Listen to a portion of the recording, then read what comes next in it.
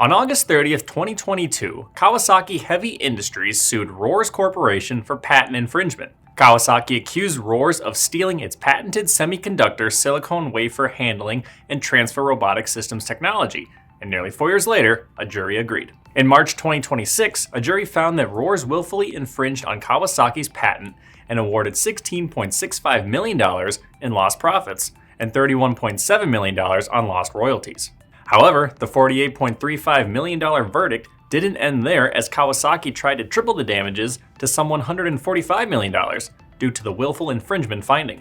Yesterday, both companies reached a settlement. Unfortunately, due to confidentiality, we're unsure if it was closer to the $48 million or the $145 million. Kawasaki was represented by law firm Crowell Moring, which announced the initial win after a 2-week trial in March. The jury unanimously found that Rorze Corporation and its U.S. subsidiary, Rorze Automation Inc., willfully infringed Kawasaki's U.S. patent. The technology was invented by Kawasaki CEO Yasuhiko Joseph Hashimoto and is used for silicon wafer handling systems used in semiconductor manufacturing. According to the firm, the patent cemented Kawasaki's position as a global leader in semiconductor robotics. As a result of the settlement, the patent infringement litigation will be dismissed. Details of the settlement agreement were not disclosed, but IEN reached out to Kawasaki, Rorze, Crowell, and Moring for additional information. I'm Nolan Beilstein. This is Manufacturing Now.